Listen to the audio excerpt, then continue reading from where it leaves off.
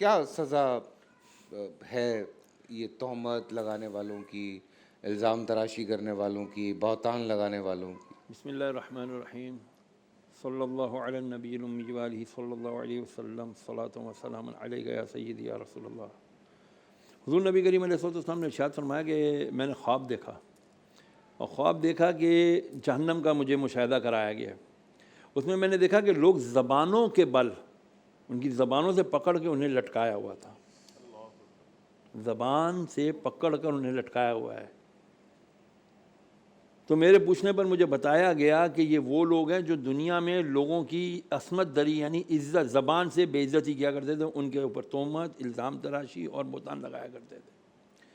پھر میرے آقا علیہ السلام نے ارشاد فرمایا کہ جو دنیا میں اپنے کسی بھائی پر الزام تراشی کرے گا، تہمت لگائے گا، بہتان لگائے گا، تو اللہ تبارک و تعالیٰ اسے جہنمیوں کے خون اور پیپ کے کیچڑ میں رکھے گا اس وقت تک جب تک کہ یہ اپنا معاملہ سیدھا نہ کر لے۔ یعنی علماء نے فرمایا اس کے جب تک اس کی سزا پوری نہیں ہو جائے گی اس وقت تک وہ اس کیچڑ اور خون کے پیپ کے کیچڑ میں رہے گا۔ الامان والحفیظ، الامان والحفیظ، اللہ تعالیٰ محفوظ فرمائے۔ یہ جو ہماری زبان کا ذرا سا ٹیسٹ ہوتا ہے نا، جیسے بھی ڈاکٹر صاحب نے فرمایا خام خواہ کسی کو ذرا سا کچھ دیکھا، ابے وہ ہجڑے،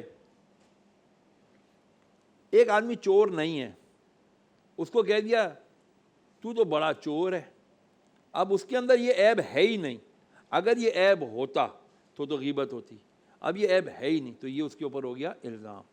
اب شریعت یہ کہتی ہے ایک تو یہ گناہ کبیرہ ہو گیا، سیکنڈلی یہ ایک تعزیری متفقہ یعنی فقی حضرات کا یہ ماننا ہے کہ اس پر تعزیر ہے، اس پر جرم ہے، اگر یہ ثابت نہیں کر سکا۔ مثال آپ ویسٹ پہ چلے جائیں، ویسٹ میں کسی کو کہہ دیں کہ جی تم جو ہے نا ایک ڈس آنیسٹ پرسن ہو، تو وہ تو کورٹ میں لے جائے گا آپ کو، مجھے ثابت کر میں ڈس آنیسٹ ہوں، اگر ثابت نہیں کر سکے گا جیل کاٹے گا، وہ سزا کاٹے گا۔ وہاں امپلیمنٹیشن ہو گیا rules and laws of the Islam, but یہاں پر میں تو مذاق کر رہا سی، او ہاں یار آ جفی پا تو جلتے لے گیا یار، اب یہ نہیں پتا کہ اللہ اس کے رسول کی قائم کی ہوئی حدیں تم پار کر رہے ہو اور تم کہہ رہے ہو جی جفی ڈال، ایسا نہیں چلے گا۔ یہاں میں ایک بات اور کرنا چاہوں گا کہ ہمارے ہاں خواتین میں تو ہم مشہور ہیں خام کا بیچاری خواتین بدنام ہے اس معاملے میں، جی بڑی وہ بیک بائٹنگ کرتی ہیں کیا مرد کم ہے؟ اور یہ جب سے یہ گیجٹ ہاتھ میں ہے، کوئی چیز آ جائے بس پوچھنا نہیں ہے، یار سلمان یہ ایک نعت خان کے بارے میں ایسی بات آئی ہے تو نے سنی ہے، فوراً فارورڈ کر دینی ہے، اسٹیٹس پہ لگا دینی ہے، وہی بات گناہ جاریہ۔ پھر تیسری بات، کچھ لوگ ایسے ہوتے ہیں جو مزاح کے اندر مذاق میں اللہ عز و جل کے رسول اللہ علیہ وسلم کی قائم کی ہوئی شریعت کے اوپر بھی مذاق کر جاتے ہیں، جنت دوزخ پہ مذاق کر جاتے ہیں، فرشتوں پر مذاق کر جاتے ہیں۔ الامان والحفیظ، اللہ تعالیٰ ہمیں اس سے محفوظ فرمائے۔ جو لوگ اس پر پھر ہنستے ہیں مینز وہ اپنی رضامندی کا اظہار کرتے ہیں، تو ہمیں عوام کو چاہیے اس بات کو سوچیں کہ اگر کوئی اس قسم کا مزاح، تو رسول کریم علیہ السلام نے بھی بڑا خوبصورت کیا۔ وہ نہیں ایک صحابی کون سے، وہ حضرت نعیم، وہ جو رسول اللہ علیہ وسلم نے ایک مرتبہ خود اس کے آنکھوں، وہ بازار میں بیٹھا تھا کچھ چیزیں بیچا تھا، سرکار علیہ وسلم جا کے پیچھے سے اس کی آنکھوں پہ ہاتھ رکھ دیا، تو کہنے لگا میں کیسے نہ پہچانوں یا رسول اللہ، آپ کے تو ہاتھوں کی خوشبو نے مجھے بتا دیا کہ آپ رحمت للعالمین ہیں۔ اور پھر وہ کبھی کبھار رسول کریم علیہ السلام کے آ کے یہ مبارک آنکھوں پہ جو ہے نا ہاتھ رکھ دیا کرتا، تو پوچھتا تھا میں کون ہوں۔ آقا علیہ السلام خود کبھی کبھار بہت نفیس لطیف، جیسے ایک دن خواتین بھی کچھ بیٹھی تھی تو سرکار نے فرمایا، کچھ بوڑھی خواتین تھی، سرکار علیہ السلام نے ارشاد فرمایا جنت میں کوئی بوڑھا نہیں جائے گا۔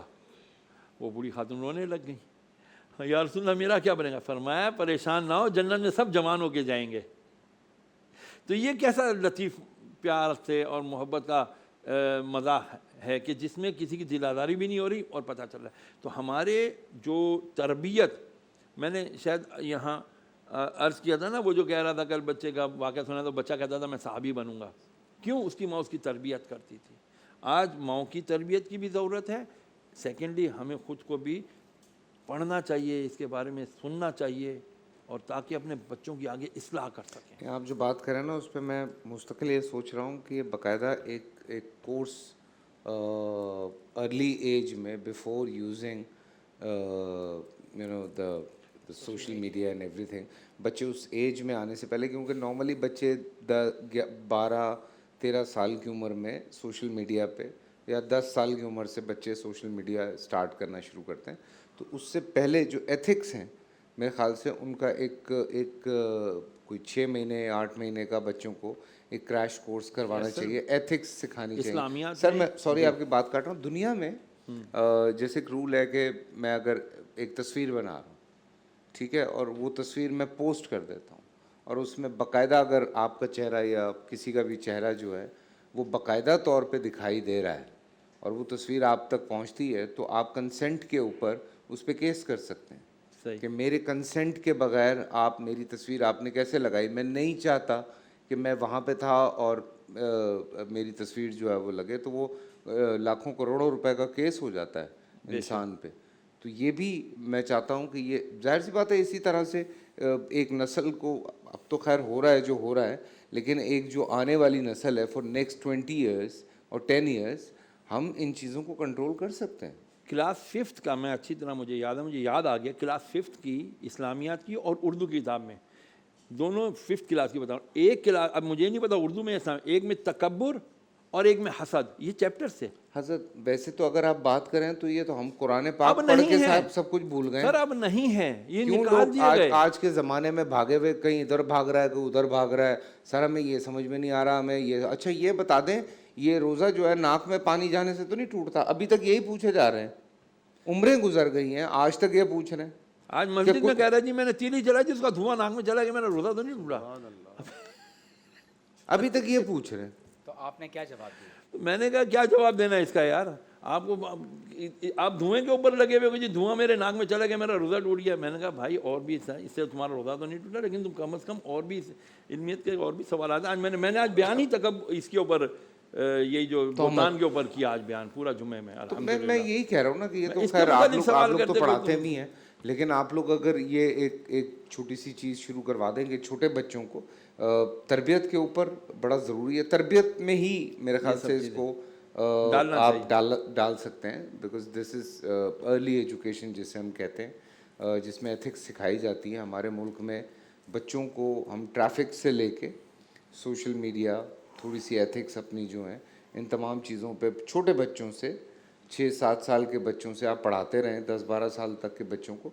मेरा बच्चा मेरे साथ अगर बैठा है, वो 4 साल का है, तो वो जैसे ही देखता है रेड लाइट है तो वो मुझे कहता है स्टॉप, डोंट ड्राइव, तो रोक देता है मुझे कि नहीं लाल बत्ती जल गई है रोक ले। उसके स्कूल में सिखाया जा रहा है, थोड़ा सा एथिक्स पे काम हो रहा है।